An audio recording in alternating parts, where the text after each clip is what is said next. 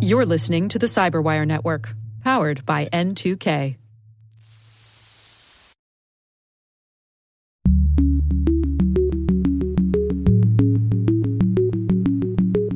At the time, I was in a romantic relationship with someone and had no idea that one of her goals and her collaborators' goals was to compromise my entire digital existence and my family's existence. So for 18 months, my iCloud was compromised. And every time we tried to address it, we could never fully figure out how they compromised me to that level. Hello, everyone, and welcome to Caveat, the CyberWire's privacy surveillance, law, and policy podcast. I'm Dave Bittner, and joining me is my co-host Ben Yellen from the University of Maryland Center for Health and Homeland Security. Hello, Ben. Hello, Dave. On today's show, I've got word that the Federal Trade Commission is updating its health breach notification rule. Ben has the story of an upcoming court case relating to online video privacy. And later in the show, my conversation with author Chris Smith, sharing his book, Privacy Pandemic: How Cybercriminals Determine Targets, Attack Identities, and Violate Privacy, and how consumers, companies, and policymakers can fight back. While this show covers legal topics and Ben is a lawyer, the views expressed do not constitute legal advice. For official legal advice on any of the topics we cover, please contact your attorney.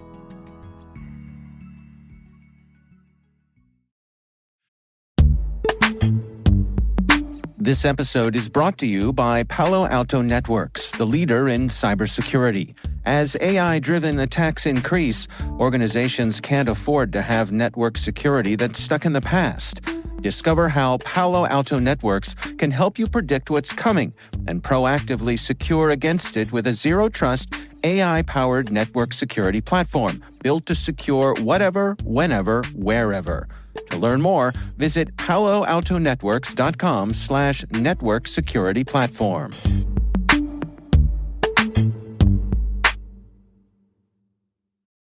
All right, Ben, we got some good stories to share this week. But before we do, I just wanted to make note that, last week we were so excited to have our guest, Caleb Barlow, join us that we neglected to mention that it was our 200th episode. Ding, ding, ding, ding, ding, ding, ding. The confetti just went off in the studio exactly. here.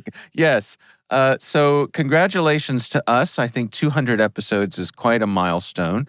And it's been my pleasure to share the microphone with you all these years. Me too. And we're going on 200 episodes, about 4.5 years. And hopefully we can do 200 more, maybe get up to 1,000. There you go. And we have our sights set high. But thanks to all of our wonderful listeners, and good time to leave a 5-star review, right, Dave? There you go. Yeah. See, I like it. All right, well, let's jump into our stories here, Ben. You want to lead things off for us? Yeah, so I got my story from the Electronic Frontier Foundation, a frequent source of our stories, a piece by Aaron Mackey.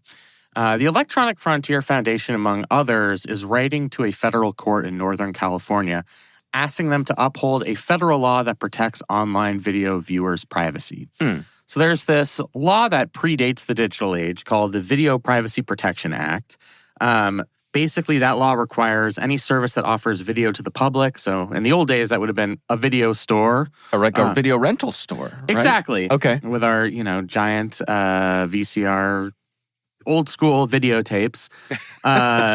Basically, the law requires that the business or service offering the videos to the public get customers' written consent before disclosing that information to the government or a private party. Right. Now, I am old enough to remember what triggered this law. Yeah, you've mentioned this a number of times, and I thought of you when I saw this story because you do get a kick out of it. Yeah. You want to share why this law Well, back in the old days when we had video rental stores, and Ben, you're probably too young to know the joy of cruising your local video store on a Friday night to try to decide what video you were going to take home, hoping that someone hadn't already gotten to that copy of Back to the Future or I'm not that like young. that. I remember, I would go every week. And Yeah.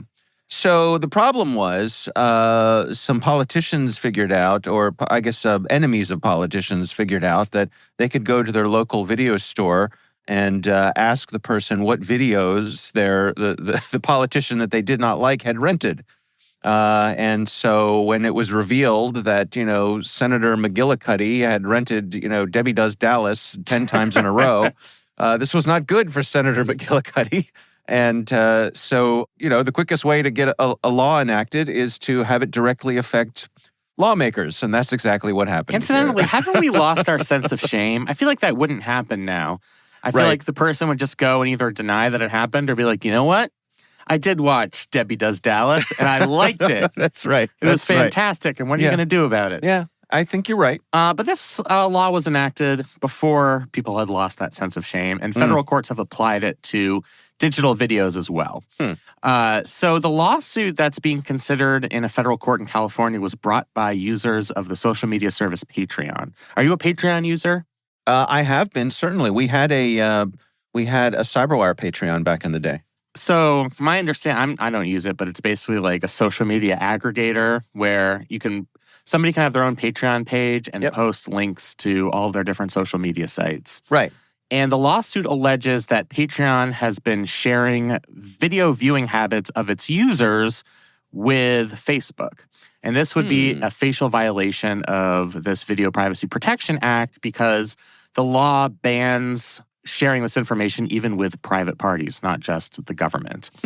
So in response to this lawsuit, Patreon is basically saying that the law itself is overbroad. There is this doctrine called the overbreadth doctrine, that if the application of a law would be an overbroad burden on First Amendment associational rights, even if specific strands of the law are constitutional, the entire law would be struck down. And I think Patreon's argument here is by prohibiting it from, even with a customer's consent, sharing information through these to these other social media sites would inhibit its associational activities and would be an inhibition on its business activities. So the Electronic Frontier Foundation has decided to join this suit because they think this is a misapplication of the overbreadth doctrine.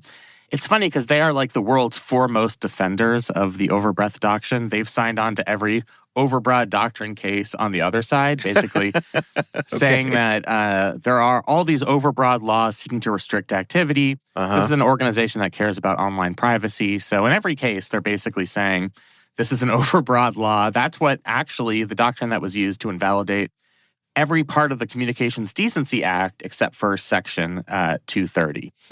But their argument here is that Patreon's simply wrong.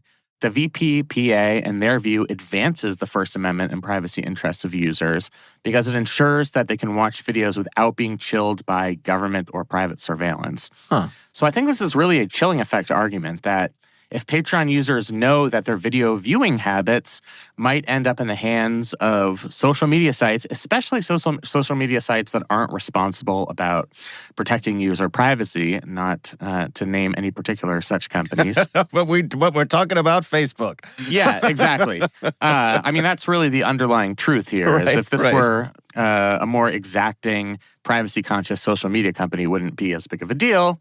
But we're talking about Facebook. Right. And basically the idea is that if people were concerned that their videos might be leaked, they might not watch offensive content. Now, that might just be pornography, fine. But it might be politically disfavored content. Yeah. So content produced by religious minorities or political minority groups. And that would really have a chilling effect. And, when you have presidential candidates proposing that people should get verified, personally verified in order to use social media, you can kind of connect the dots here. There's this parade of horribles where if Patreon is allowed to share this information with social media companies like Facebook, who are kind of fast and loose with their data, that might end up in the hands of an overactive government. They could use it for prosecution. Or if such an overbroad law, such as the one proposed by presidential candidate Nikki Haley, which would be to require verification for any users of social media services, that might end up leading to a major inhibition on associational rights and free speech rights. And that's something that would simply be unacceptable, far more than any burden on Patreon itself. So it's a really interesting case and a really interesting brief. You can probably tell I'm more persuaded by the EFF argument here than the Patreon argument, but I'm very curious to see how this turns out. This case is going to be heard sometime in the next month in this district court. So help me understand here. Is the argument that even if Patreon gets permission from its users in their EULA to share this information, which I'm guessing they have, that this law overrides that and says you can't do that, even if you get permission. Yeah, I think it comes down to whether it complies with the statute's provision that you obtain the customer's written consent. And it might not be explicit in the EULA that they're doing this. Okay. It might be implied in a way that the consent offered by the user is not meaningful. I think that's the allegation here. Okay. So presumably you could contract it away in the EULA, but it would have to be obvious enough to an average user that they would, a normal, reasonable person would understand what they were contracting away. Yeah. And I think the allegation here is that Patreon has not done that. They don't publicize in any meaningful way that a normal person can see that they're sharing some of these videos with Facebook. Do you think we're ever going to reach a point where EULAs can be anything resembling reasonable? I think we're in a tough place with EULAs. There's kind of a misperception in the non-legal world that you can contract anything away with a EULA. Right. You can't. Courts will look skeptically on them, especially if one of the things you're contracting away is somebody else's First Amendment associational rights. You know, certainly a EULA helps and gives some legal authority to certain restrictions. But the fact that most EULAs are things that nobody ever reads and that they're 100 pages long and we're just trying to click through them, I think weighs against a lot of these providers because people aren't offering meaningful consent to their services. Mm-hmm. And I think courts look disfavorably upon that. I think they're actually going into these EULAs and saying, well, if I was a reasonable person trying to gain information on what this app is going to share with this other app, I don't think I would be able to do so. This is in legalese. This is not something that a consumer would understand. And so I think there's a separation between how the courts see this and how the industry sees it, where to save ourselves from trouble, just put something in the EULA. That'll, that's our get out of jail free card. Sometimes it is, but very frequently it's not. Do you think we could legislatively make EULAs less necessary? In other words, if we had GDPR, it seems to me like a lot of the things that are in EULAs would be moot. Yes. So is that a potential avenue? Yep, but unicorns could also fly out of the sky tomorrow morning, and I'm not betting, my life savings on that. Right. So, yeah, I mean, we've gone through this period where there have been hints that the federal government might enact a data privacy law. Mm-hmm. There is that vacuum. We've gotten laws at the state level. I don't anticipate it happening anytime soon. So in the absence of something like a GDPR, it is incumbent on these companies to establish legal rights, and courts aren't always willing to defer to the companies. And I think that's wise. I think there are rights that users have that cannot be contracted away in a confusing EULA that the average person would never be able to understand. But yeah, I mean, I do think a lot of what is in your standard EULA language would be moot if we had something like GDPR, because that lays out the consumer's rights, obligations, the provider's rights and obligations in a way that's protected by law and is not something that's subject to these types of uneven contracts. Yeah. All right. Well, we will have a link to that story in the show notes here. My story this week comes from the folks over at Lawfare. This is an article written by Justin Sherman and Devon Desai. It's titled "The Most Critical Elements of the FTC's Health Breach Rulemaking." And this is really an article about how the Federal Trade Commission is updating their health breach notification rule, the HBNR, trying to bring things up to date here. That they're acknowledging that health tech and how we handle data is evolving, and that, of course, HIPAA, which goes back to 2010, I believe. The rule here does. Yeah. HIPAA itself goes back to the 1980s. Oh, okay. Yep. That HIPAA, does while great at covering a lot of things, is incomplete in our digital landscape here. So some of the changes that they're seeking to make would focus on health data privacy. It would cover more entities, be more specific about covering things like apps, telehealth services, data brokers, digital advertisers. all things that have kind of come to be, in the time in between when the original health breach notification rule and HIPAA itself were brought into action here. They're trying to clarify the regulatory guidance, make it a little easier for smaller companies who may not have a big legal team here. I think it's interesting here that, like, a bigger picture here, it's kind of relating to what we were talking about in your story, is the FTC is taking action here, I believe, partly because of the inaction of Congress. And the FTC has the ability to take action when Congress is unable to or unwilling to. Do you think that's a fair take? It is. I basically have a couple of points on this to get across. One is I think the two biggest innovations in this space have been healthcare related applications. Mm-hmm. And honestly, this has come to light frequently with period tracking applications in the wake of the Dobbs decision. That's actually collecting a lot of very personal information that could be used against people who are in states that are hostile to abortion rights. Mm-hmm. So if you didn't know about it before the Dobbs decision, I think you certainly know about it now. Right. And then telehealth. Telehealth was sort of a thing prior to COVID. There were certainly telehealth-esque services, particularly in rural areas. But I think like the mass use of telehealth and telehealth as a replacement for going into the doctor's office is really something that's taken off in the last 4 years. I know Maryland, the state that we're in, didn't actually allow telehealth appointments prior to COVID. The governor, in an emergency regulation, waived that requirement, and people liked it enough that telehealth has stuck around. I know my wife is a provider, and now a good portion of her appointments are via telehealth. Yeah, the sky didn't fall. Exactly. And why not do it? I mean, particularly when we were in the midst of a global pandemic, if you can get health services just to obtain a prescription, or to show your doctor your pink eye or, some other infection on your body through the video, why risk going to the office and catching a communicable disease? So I think that's really the backdrop here. In terms of the legal concept, this highlights something that's really important in administrative law. And I don't mean to get too much in the weeds here, but there's this thing called the Chevron Doctrine.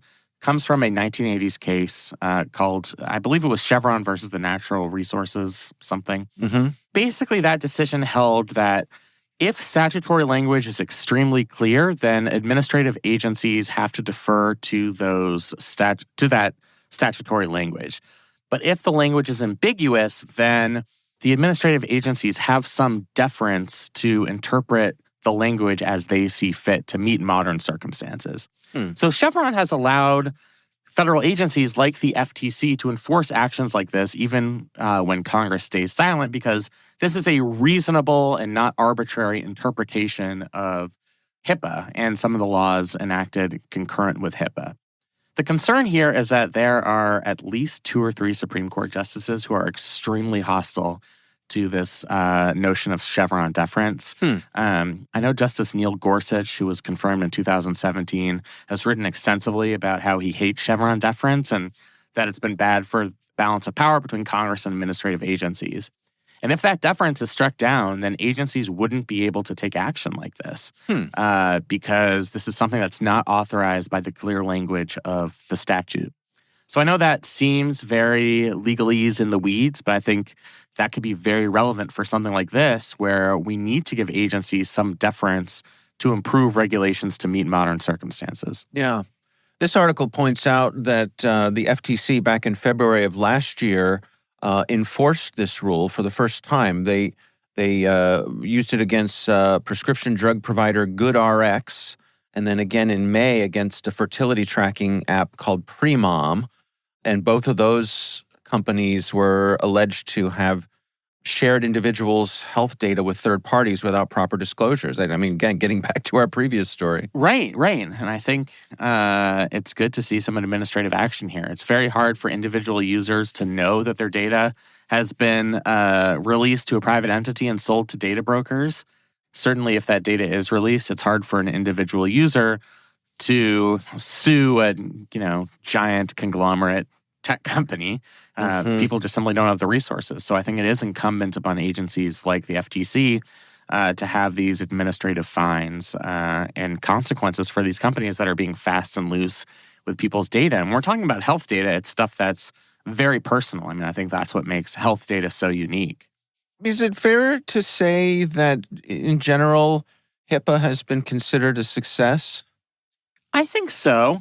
I think HIPAA is limited in its application to covered entities. Yeah. And it seems like sometimes it takes a while for administrative agencies to catch up with the kind of health organizations that people are actually using. So online health portals came online in the 2000s, and it took a while for federal regulators to make those online health portals be covered entities under HIPAA. And that's just kind of the nature of the law. But I think the purpose of HIPAA obviously was sound, and despite kind of the mass understanding of what HIPAA is and what it does, I do think it's been worthwhile and it's been a success. Suppose the Supreme Court does strike down, an organization like the FTC's ability to come at these sorts of things, and so then it kicks back to Congress, right? Right. And then, so if Congress does what Congress does best lately, which is nothing, does that leave us in a bit of a Wild West situation here, where there's no avenue for enforcement? Pretty much, and that's what a lot of people want. I mean, it would defang administrative agencies. If you're hostile to administrative agencies and you think they're butting in on your business, which a lot of people do, probably like half the country thinks that, right? Then you'd be in favor of getting rid of something like Chevron deference. And that's why a lot of people are in favor of it. But yeah, that would be the obvious consequence there, is there would be no ability for these agencies to be flexible with vague language in federal statutes. Congress would have to step in, and it's, as we've mentioned many times, it's hard to pass a piece of legislation in Congress even if you have majority support. Congress is a cartel. What bills come to the floor is decided by leadership very frequently, even if there is majority support. So, and they're also bound by arcane Senate rules that introduce these time constraints on the things that you can do in a given congressional session. So yeah, I mean, I think it would be a major change, and it's something we need to look out for over the next few years. All right. Well, we will have links to both of these stories in the show notes. And of course, we would love to hear from you. If there's something that you would like us to consider for the show, or you have some feedback, you can email us. It's caveat@n2k.com.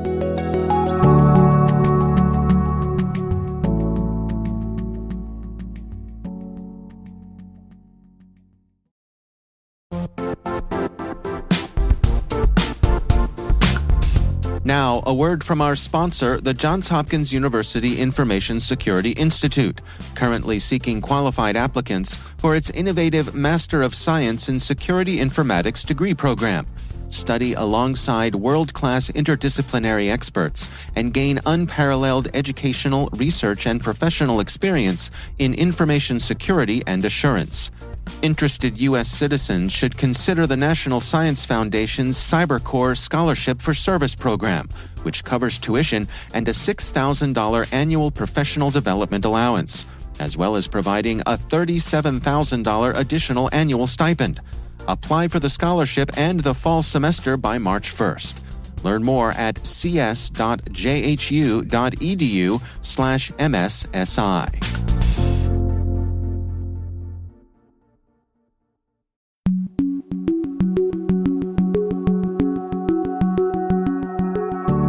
Ben, I recently had the pleasure of speaking with author Chris Smith about his book, Privacy Pandemic: How Cyber Criminals Determine Targets, Attack Identities, and Violate Privacy. Chris himself was a victim of some digital identity theft. A really interesting conversation here with author Chris Smith. So back in 2018, I was running global business development for a hot new crypto company called Civic. And at the time, I was in a romantic relationship with someone and had no idea that one of her goals and her collaborators' goals was to compromise my entire digital existence and my family's existence.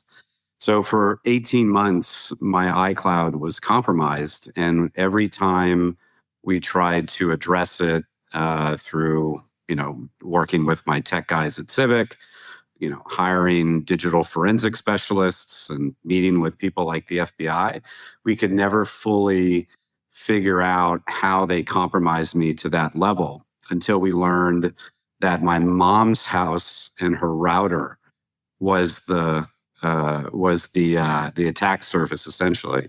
And so every time I'd go home and visit my family, it would start to happen every couple of weeks after that, and we couldn't figure out why until we learned about my mom's router being compromised. So I decided to write a book for, say, the 95% of the consumer population that never changes their iCloud passwords or updates their security and privacy settings, and to use my personal story as a way to guide readers through what the current threats are in the world of cybercrime and identity theft.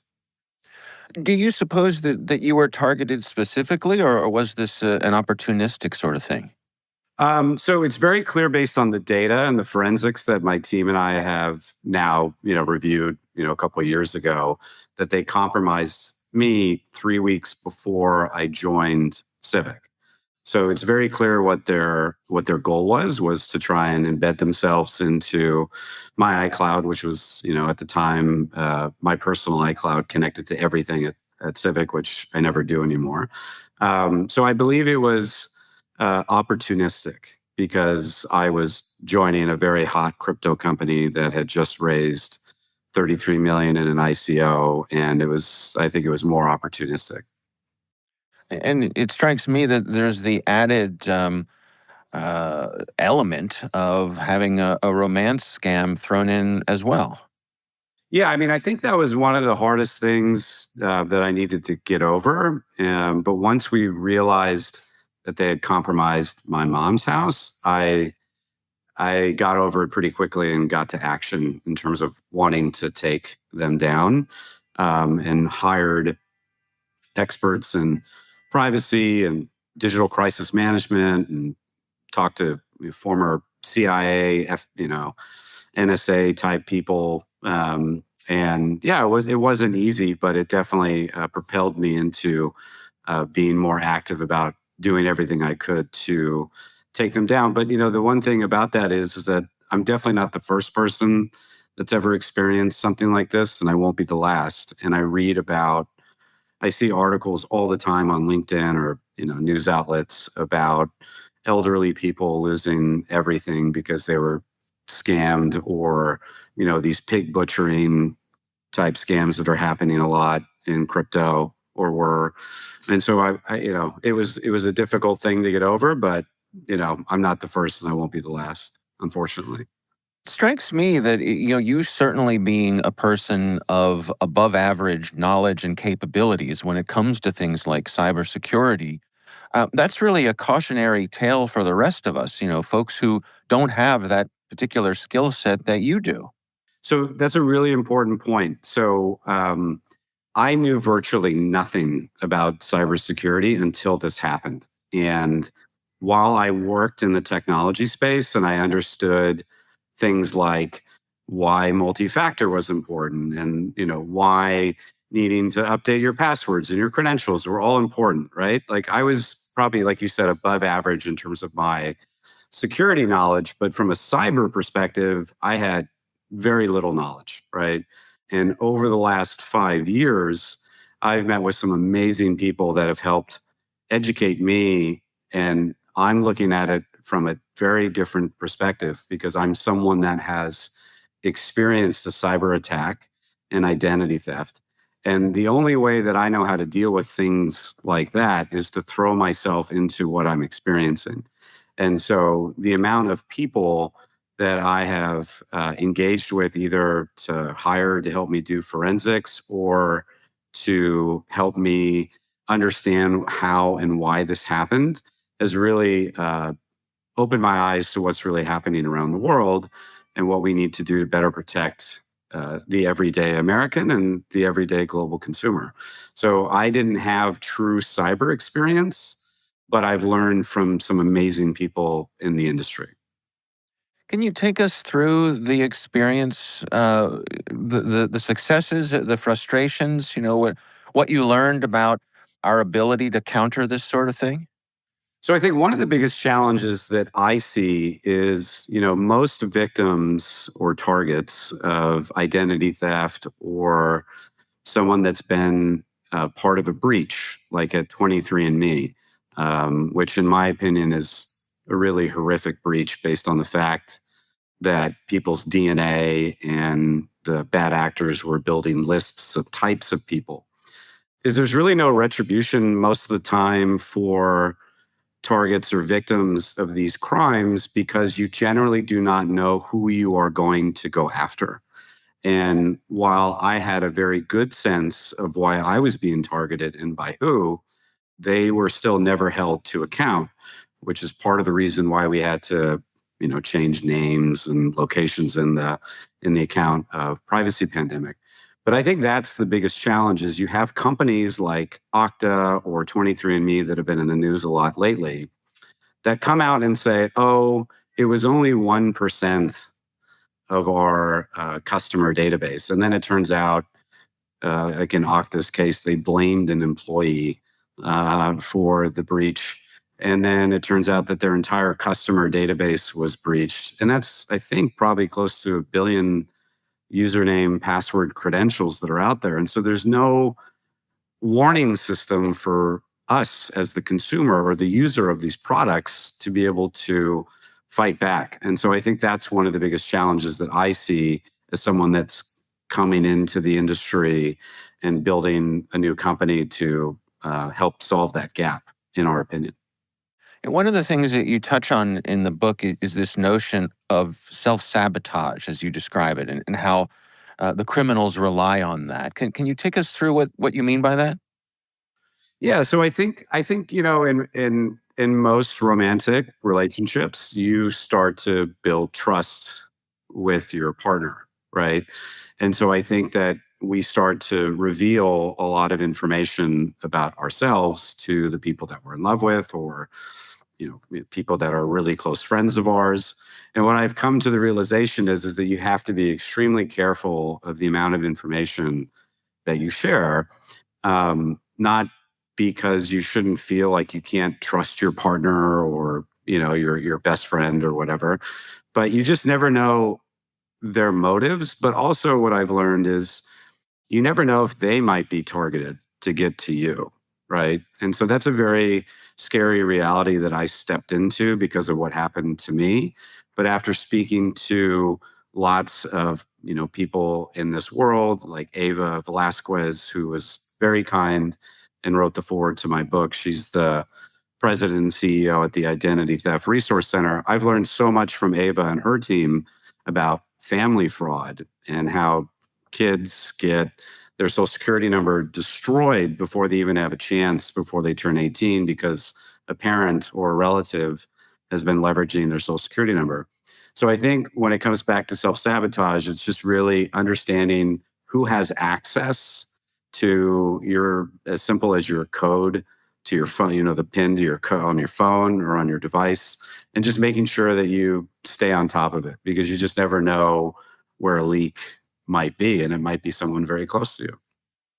I'm curious, based on everything that you've been through, do you have any specific advice for the policymakers out there? Well, I think the Biden administration is doing what they can. Obviously, we need to take it a step further. So one, the recent executive order on artificial intelligence, I think is a really good step, especially what's been happening recently with, SAM and OpenAI and everything that's going on there. But two, I think we need to have some federal regulations in place around two things. One, if a company does get breached and it impacts millions of Americans or millions of global consumers, I think there needs to be a stronger stance on when that happens and how the company needs to be able to report on what happened and be able to make whole anyone that may experience some sort of cyber attack or identity theft because of the breach. I mean, there's like 24 billion username and credential combinations available for purchase on the dark web. And that didn't happen because we all decided to put all of our information out there. So I think because of what states like California is doing around privacy, and other states are looking at doing or having similar laws within their state, I think the government needs to come in and say, how can we have a significant role if a company does get breached? I think the second thing that we need to think about as consumers is being our best ally when it comes to protecting our digital life, because the amount of breaches that are happening on an annual basis is appalling. That we as consumers want to be able to trust the businesses that we're doing business with, and if they're not protecting our digital identity, that's a problem. So I think that there needs to be an extreme awareness on the consumer side, and I do believe that organizations like the Web3 Identity Coalition, the Digital Chamber of Commerce, they are trying to do everything that they can to educate the policymakers so that they understand how big the threat is to the everyday American. What are the takeaways for you? What do you hope that people who've read the book will come away with? The biggest thing that I'm hearing from people that have read the book is their own awareness about what they haven't been doing to protect themselves. So the first thing that I hope that people take away from the book is having a better understanding of their own digital privacy and security and how that impacts their daily life. Two, I hope they have a better understanding of what's really happening every time we as consumers log on to the internet and even have conversations like this, and where our data goes, how it's being used. And finally, I just think helping them understand how they can become more vigilant in their day-to-day lives about the choices that we make when it comes to signing up for this service, and how could this potentially impact my digital privacy and security, and just being more aware. Because most of the people I assume that are going to be listening to this podcast are what I would deem as the 5% of the world that understand cybersecurity and digital privacy in a very specific way. But the everyday consumer may not be thinking about the fact that they haven't updated their iCloud password since 2014 and how that could potentially impact their entire digital life.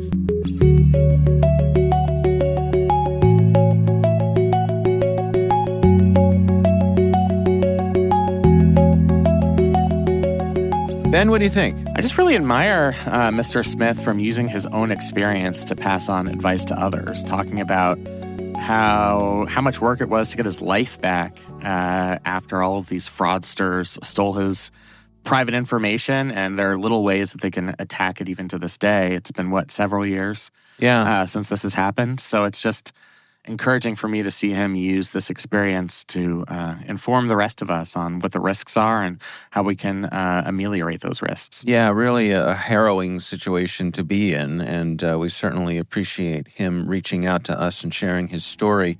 Again, that's author Chris Smith, and the book is titled Privacy Pandemic: How Cyber Criminals Determine Targets, Attack Identities, and Violate Privacy. We appreciate him taking the time.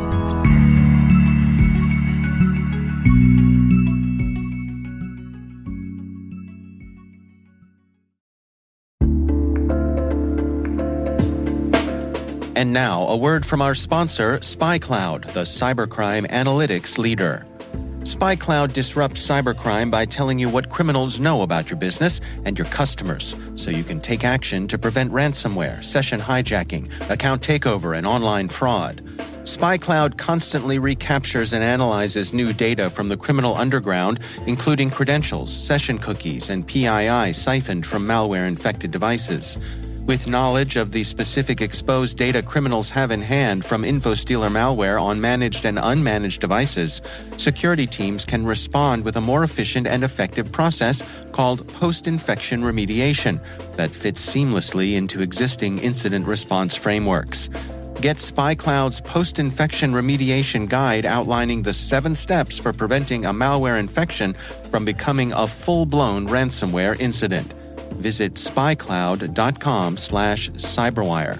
That's spycloud.com/cyberwire.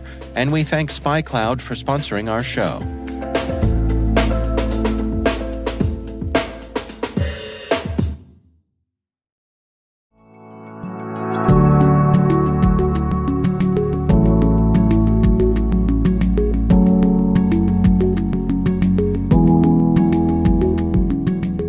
That is our show. We want to thank all of you for listening. A quick reminder that N2K Strategic Workforce Intelligence optimizes the value of your biggest investment, your people. We make you smarter about your team while making your team smarter. Learn more at n2k.com. Our executive producer is Jennifer Iben. The show is edited by Trey Hester. Our executive editor is Peter Kilpie. I'm Dave Bittner. And I'm Ben Yellen. Thanks for listening.